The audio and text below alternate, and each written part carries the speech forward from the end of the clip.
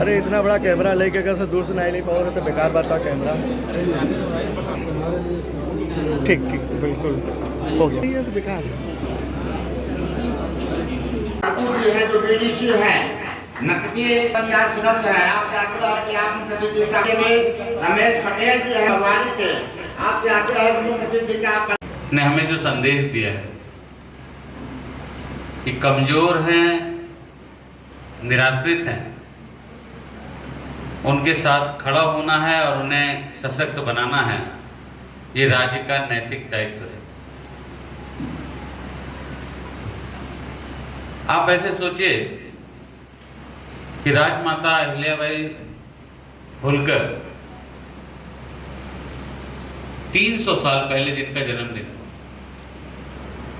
300 साल पहले जिन्होंने जन्म लिया, और वो भी एक चरवाहा परिवार में, पाल, हम लोग पाल बोलते, गड़ेरिया भी बोलते, एक राजघराने की बहू बनी, जिन्होंने न्याय के लिए अपने बेटे को मृत्यु दंड दिया। उनकी पति की डेथ हो गई तो चिता में जो सती की परंपरा थी, वो चिता में सती होना चाहिए। उनके ससुर ने समझाया कि ये राजपाट है, हमें लोगों की सेवा करनी है, और वो मानी। उनके ससुर की भी डेथ हो गई। आप सोचिए कि 300 वर्ष जो पैदा हुआ, ये सब बात मान लीजिए 25 साल 20 साल बीता होगा, बड़ी हुई होंगी, शादी हुई होगी, बेटा हुआ होगा,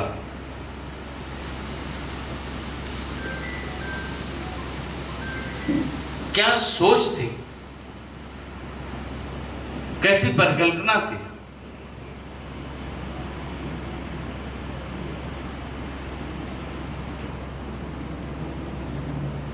हमारी जो पुरानी सरकारें थी, लंबे समय तक कांग्रेस ने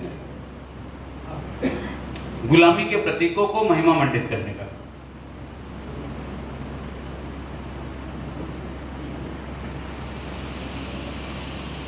जो आक्रांता है उनको महिमा मंडित करने का,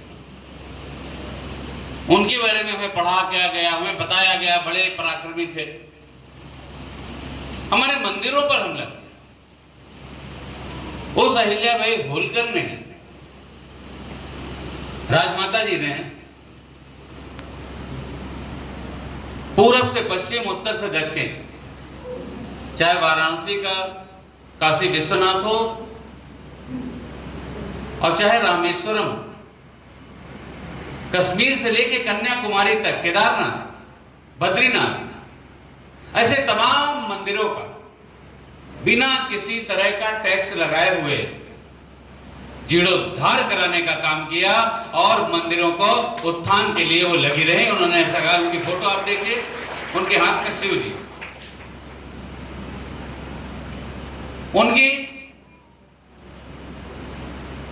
उनके बारे में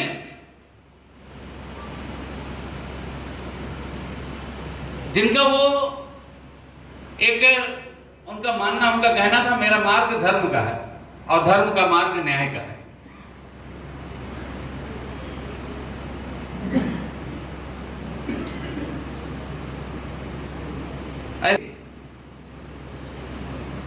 राजमाता जिन्होंने अपने राज के सबसे अंतिम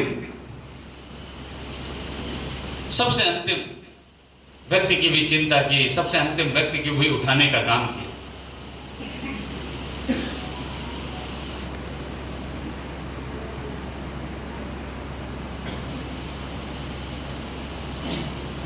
राजमाता अहिल्याबाई होलकर नारी शक्ति का सर्वश्रेष्ठ उदाहरण है। आज से 300 वर्ष पहले जब महिलाओं को सार्वजनिक जीवन में कोई भूमिका नहीं थी, निभाने के अवसर बेहद सीमित थे, तब भी उन्होंने पूरे राज्य की कमान संभाली।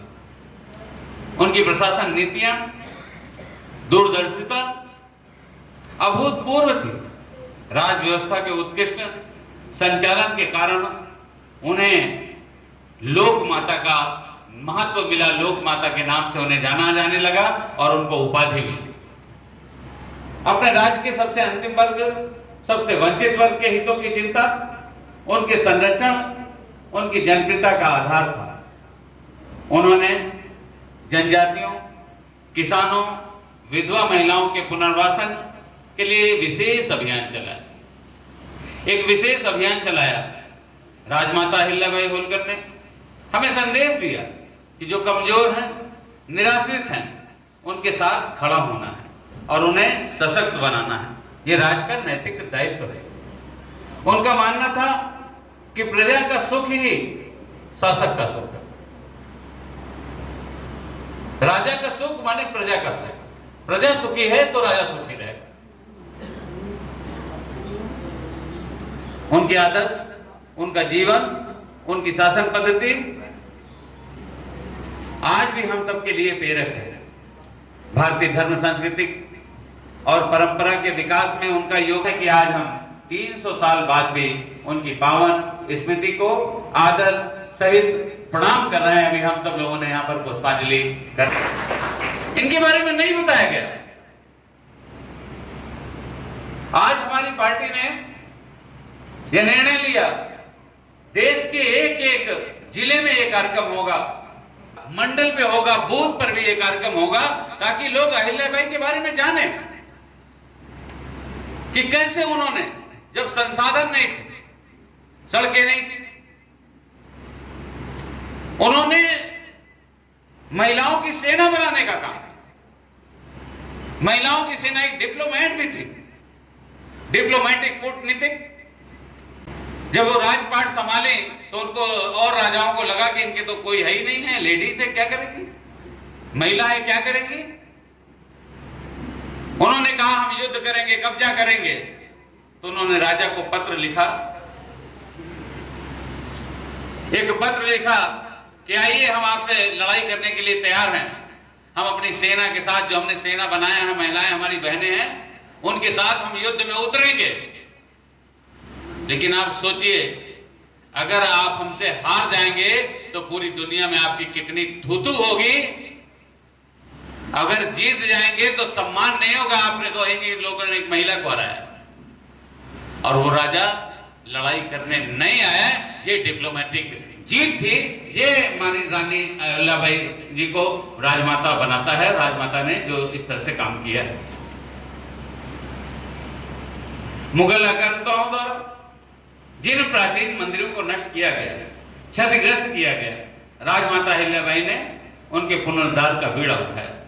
पूरे देश में सैकड़ों मंदिर और तीर्थ के जीर्णोद्धार का कार्यक्रम चलाने का काम किया।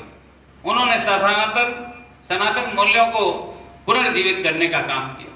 जो राष्ट्र अपने पूर्वजों और उनके योगदान को सम्मान करता है, उस पर कभी संकट नहीं आ सकता। आज हम सबका परम सौभाग्य है कि इस देश के यशस्वी प्रधानमंत्री परम आदरणीय श्री नरेंद्र मोदी जी के मार्गदर्शन में एवं कर्मयोगी मुख्यमंत्री योगी आदित्यनाथ जी के नेतृत्व में राष्ट्र नायकों का सम्मान किया जा रहा है। राजमाता अहिल्याबाई होलकर के पदचिन्हों पर चलते हुए ही प्रधानमंत्री जी ने देश भर में तमाम मंदिरों का कायाकल्प किया है। देश भर में तमाम मंदिरों का कायाकल्प किया है, चाहे वो काशी विश्वनाथ हो कॉरिडोर हो, चाहे महाकाल का कॉरिडोर हो, चाहे द्वारिका और केदारनाथ का विकास हो। आज माननीय प्रधानमंत्री जी के संकल्प में सनातन ध्वजा का गौरव के साथ लहरा रहा है। सदियों की प्रतीक्षा के बाद अयोध्या में प्रभु श्री रामलला का भव्य दिव्य मंदिर देखकर प्रत्येक सनातन धर्म को मानने वालों को गर्व की अनुभूति होती है, गौरव की अनुभूति होती है। लेकिन यह राजमाता अहिल्याबाई और उनके कार्यों के प्रति भी सच्ची श्रद्धांजलि है। जब भारतीय संस्कृति का स्वर्णिम काल चल रहा है, तब राजमाता अहिल्याबाई होलकर को याद करना और भी प्रासंगिक हो जाता है। मैं ऐसे इस पुण्य अवसर पर पुनः अहिल्याबाई होलकर जी को चरणों में प्रणाम करता हूं एक बार पुनः मैं उनकी पावन स्मृति को प्रणाम करते हुए आप सभी साथियों, आपको सीखना चाहिए। आप पढ़िए इतने छोटे से समय में उनके बारे में एक एक चीज, छोटी छोटी बातें अगर हम करेंगे, एक एक पैरा उठा ले तो कहिए पूरा दिन भर भाषण हो, पूरे दिन भर उसी पर चर्चा, उसी पर बात हो। आप सोचे कि जो जिसके पति की डेथ हो गई, ससुर की डेथ हो गई, बेटे की डेथ हो गई, कोई नहीं है, वो इस तरह से शासन चलाए कि वो मजबूत इरादे का ही काम है। तो अभी हमारी बहनें हमें जिला पंचायत सदस्य के रूप में यहाँ पर मिली, कुछ हमारे प्रधान यहाँ पर मिले। मैं सभी से यही कहना चाहता हूँ, जो जिम्मेदारी हमें मिली है, जो पद हमें मिला है, उस पद के प्रति ईमानदारी से, मेहनत से काम करने वाला आदमी इसी तरह से आगे पूजा जाता है।